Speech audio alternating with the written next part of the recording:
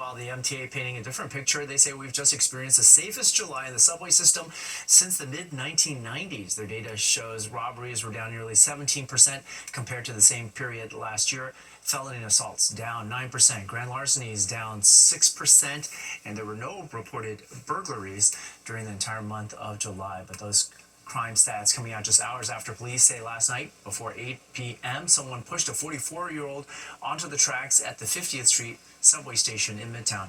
The victim was able to climb back onto the platform. Medics took him to the hospital for injuries to his face. Police now are looking for that suspect. And in Queens this morning, 5 firefighters were heard battling a 4-alarm fire. Officials say the blaze started on the first floor of a 2-story building at 114-46 Sutton Boulevard in Jamaica, Queens, and that it quickly spread. Citizen app video shows firefighters fighting the intense flames, and you can see the dense smoke there. The injured firefighters were treated at the scene first, then taken to the hospital. The cause of the fire is now under investigation. Independent mayoral candidate Andrew Cuomo taking time out of the Dominican Day Parade to blast frontrunner Zohran Mamdani.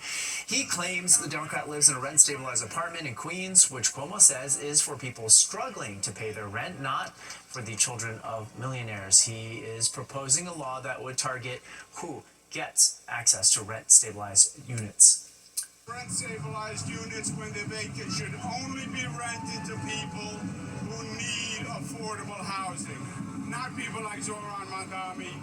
And I'm going to call it Zohran's Law because it's an abuse of the system. And it's a fraud. And New Yorkers have a sixth sense where they can detect a person who's a fraud.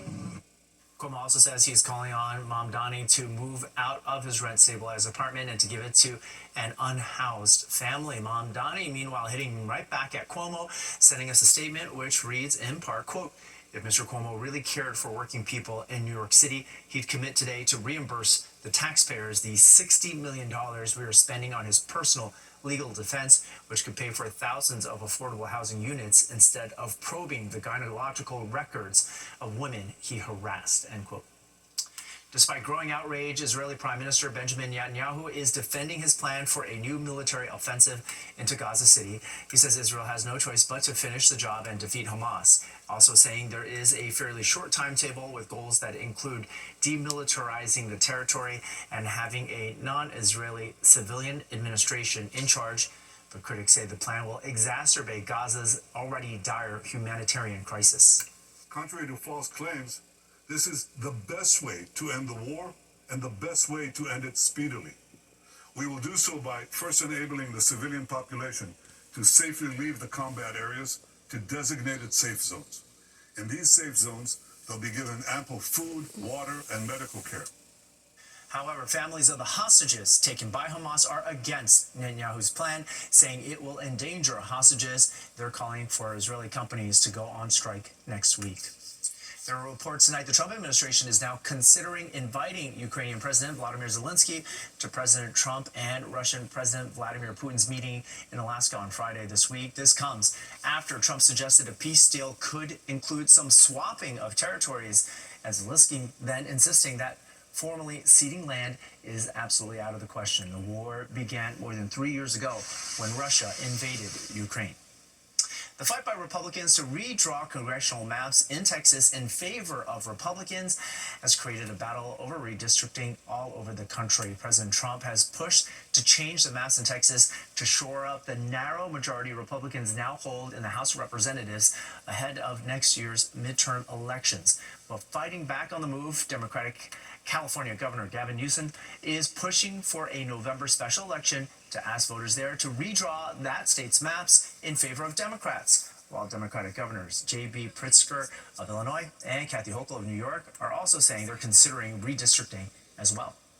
They know they're going to lose next year, so now they're desperate. It's like, okay, let's look around the country. Let's demand, not ask, but demand Greg Abbott follow like a lapdog Donald Trump's order to give him 5 seats. If Texas had drawn our lines mathematically the same way that California had, we would be not adding 5 more seats, we would be adding 10 more seats. While congressional maps are typically redrawn once every 10 years to coincide with the U.S. Census. Water woes continuing for people living in a part of New Jersey coming up. Where things stand after Friday's water main break and how much longer residents may be dealing with the issue. Plus, a celebration of Dominican culture turns 6th Avenue into this sea of red, white, and blue. All about today's Dominican Day Parade. And now Jennifer Williams joins us with a look at what's coming up tonight on Sports Extra. Hey, Jennifer. Hey. Closing a chapter, Mayor Adams there also announcing the city is shutting down the last hotel housing migrants in the city. The Row NYC in Times Square became a migrant shelter after it signed a contract with the city in 2022. That deal expires in April of next year. The mayor saying it will not be renewed because the number of migrants arriving in the city now has dropped significantly. A boil water advisory remains in place for Patterson and Prospect Park, New Jersey. The advisory went into effect Friday after a 30-inch water main burst near Hinchcliffe Stadium. Officials expect the main to be repaired in the next day or two. The boil water advisory, however, will stay in place until those repairs are finished and after testing shows that the water there is safe. Meantime, the Passaic Valley Water Commission is once again providing free bottled water to people affected by this water main break. A popular Harlem subway station given a new identity today. Governor Hochul officially renaming the 110th Street Central Park North subway station where the number 2 and 3 trains stop. It will now be known as the 110th Street Malcolm X Plaza station. In 1965, the civil rights leader was assassinated at the age of 39. Malcolm X lived in that Harlem neighborhood for more than a decade. It had social media buzzing earlier this summer, the mysterious light in the sky that was caught on camera over the state of Georgia. We eventually learned it was a meteorite fragment, and scientists now know how old it is as well. The details when we come back.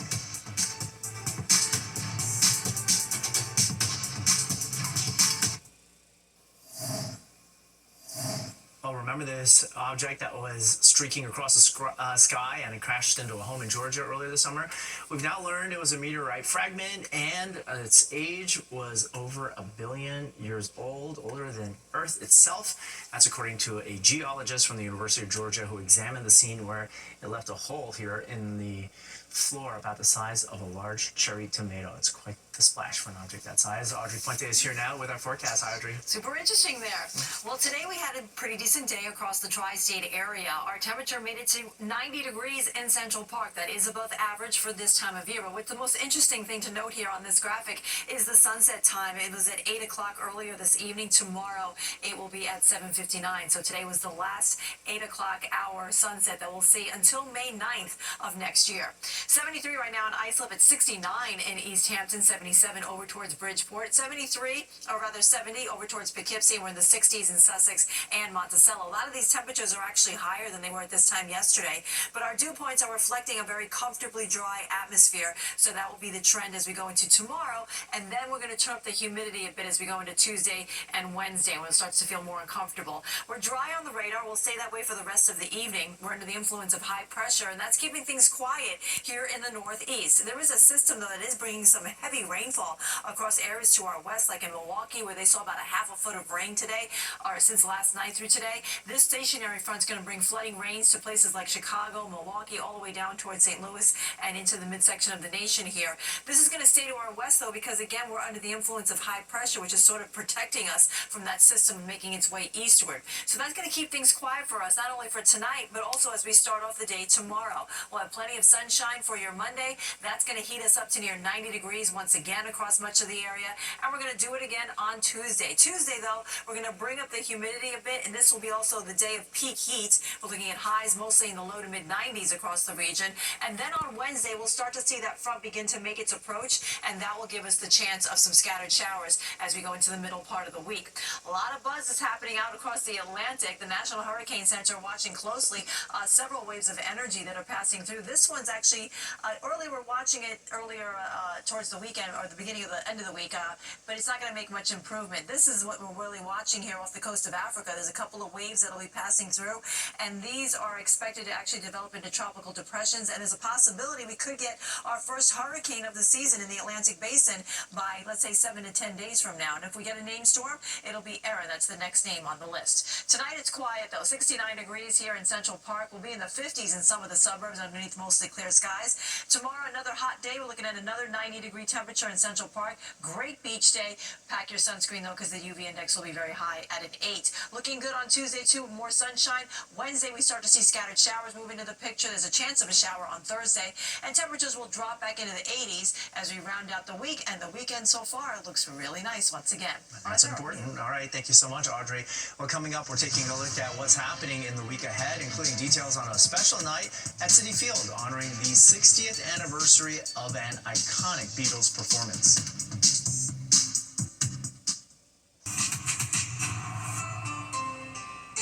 Time now for a look ahead at some stories happening this week. Beatlemania is going to be taking over Citi Field on Friday. The Mets holding a special celebration commemorating the 60th anniversary of the Fab Four's performance at then Shea Stadium across the street. There will be a performance by a tribute band before the game and a Beatle-themed fireworks show afterwards.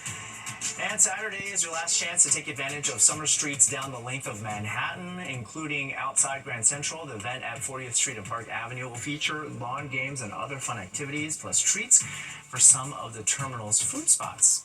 Stay with us. We're going to be right back after this short break.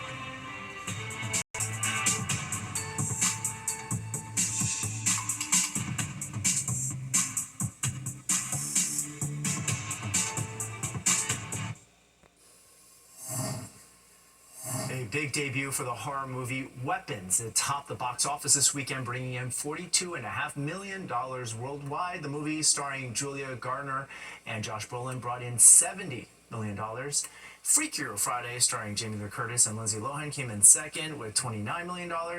The Fantastic Four, First Steps, The Bad Guys 2, and Naked Gun round out the top 5. Audrey Puente's got a final look at our forecast. Audrey. Looking pretty good this evening, Arthur. We do have mostly clear skies across the tri-state area, and our temperatures will mostly be in the 50s and 60s. Tomorrow, we're looking at another warm day. We're topping out at 90 degrees in Central Park. Probably inland numbers will be a little bit higher than that, and plenty of sunshine for all. It stays hot for the next couple of days, marking what could be our third heat wave so far for Central Park this year. And it looks like we'll be in the 80s by the end of the week, and another good weekend is coming ahead of us. Arthur? Third. All right. Thanks so much, Audrey. That's all we've got for the news side of things this weekend. You're all caught up for the week ahead. If you've missed any part of the 10 o'clock news, you can always catch an encore on our free streaming app, Fox Local. Just by scanning this QR code on your screen right here, you can download the free Fox Local app on your phone, where you can then stream our newscasts anytime from anywhere. And stay with us. Sports Extra starts right now.